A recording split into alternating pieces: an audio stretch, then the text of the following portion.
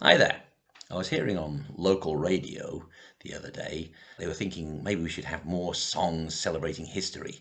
And one of the presenters pointed out he couldn't think of anything about the Battle of Hastings, which is kind of odd. My had been talking about the Battle of Hastings a few days before because they'd learnt it at school where she goes, and she was wanting to try and act it out by looking at which parts of a hillside could be the Norman and Saxon lines and things. But it was sort of a party piece in our family to recite a poem about the Battle of Hastings. It's not a song, but a poem. This one, from this book, written by Marriot Edgar and performed apparently by Stanley Holloway. Okay, it's simply called The Battle of Hastings. I'll tell her the Battle of Hastings, as happened in days long gone by. How Duke William became King of England, and Harold got shot in the eye. It were this way. One day in October, the Duke, who were always a toff, having no battles on at the moment, had given his lads the day off. They'd all taken boats to go fishing, when some chap in Conqueror's ear whispered, "Hey, let's go put the Saxons." Says Bill, "By gum, that's an idea." So turning around to his soldiers, he lifted his big Norman voice, shouting, "Hands up who's coming to England," which would just swank because they hadn't no choice. They all set off about tea time, and the sea was so calm and so still that at 9:45 the next morning they'd arrived at a place called Bexhill. King Harold came up as they landed, his face full of venom and hate. He said, "If you've come for regatta, you've got here just 6 weeks too late." To this William rose, cool but haughty, and said, "Give us none of your cheek. You'd best have your throne reupholstered. I'll be wanting to use it next week." When Harold heard this here defiance, with rage he turned purple and blue. He shouted some bad words in Saxon, to which William answered, "And you." It were a lovely day for a battle. The Normans set off for a will. When both sides were duly assembled, they tossed up for the top of the hill. King Harold, he won the advantage. On the hilltop he took up his stand, with his knaves and his all around him, on his horse with his hawk in his hand. The Normans had naught in their favour. Their chances of victory seemed small, for the slope of the field were agin 'em, and the wind in their faces and all. The kick-off was sharp at 2:30, and as soon as the whistle had went, both sides started banging each other till the swineherds could hear 'em in Kent. See, the Saxons had best line of forwards, well armed both with buckler and sword, but the Normans had best combination, so when half-time came, neither had scored. So the Duke called his courts together and said, "Let's pretend as we're beat, and when the Saxons get down on the level, we'll cut off their means of retreat."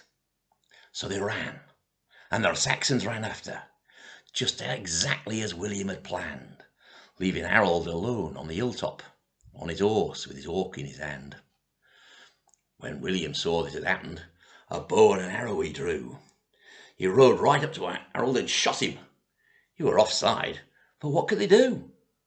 Then the Normans turned round in a fury and gave back both parry and thrust, till the fight were all over by shouting, and you couldn't see Saxons for dust.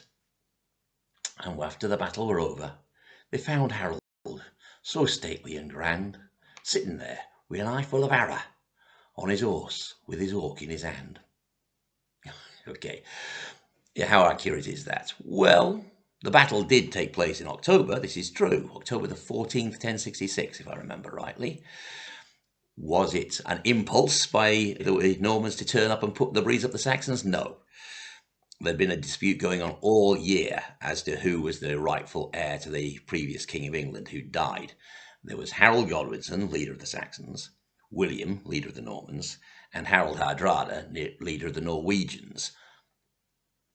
Harold did not arrive as soon as the Normans had landed because he'd just fought off Harold Hardrada right up at Stamford Bridge, and his men had had to walk, on top of fighting a battle, march the length of the country to get back and to defend against another invasion, which must have been really hard.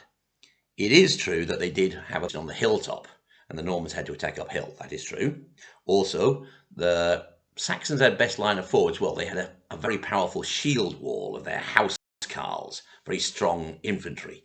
They weren't just with bucklers and swords, they had great wooden kite shields and big two-handed axes, so you could stand shield to shield, making a wall about a mile long that the enemy had to charge against repeatedly up the hill. The Normans did have a better combination in that they had cavalry and archers as well as infantry. The battle went on a long time, all day, which was very unusual. In those days, battles were usually over in an hour. Yeah, and some accounts do indeed say that the final turning point was when the Normans attacked, then retreated, and the Saxons broke their shield wall to chase after them. So pretending to be beaten and running was one of the strategies the Normans used. Was Harold killed by an arrow in the eye? It's traditional to say so. In the Bayeux Tapestry, which is a famous embroidered series of pictures and words, a bit like a sort of comic strip, next to the words Harold died is a man pulling at an arrow in his eye. So it's possible that that is supposed to be Harold. There's also, however, a figure being ridden down by a Norman horseman, and accounts from the time did say that Harold died when the shield wall was breached and the Norman cavalry rode him down and dealt many wounds to him. Either account may be true. It certainly wasn't William personally who killed him. That's just put him for the poem as a laugh. And the bit about Harold having a hawk in his hand and sitting on his horse, well, that's an earlier scene in the tapestry where he's out hunting with a hawk while waiting for news of his enemies trying to take the throne. It didn't happen on the battlefield. Nobody was hawking on a battlefield. They're too busy fighting a battle, you know. But anyway, the story's got some true points and some made up. It's like all the best poems about battles, really. Anyway, that's all for that one.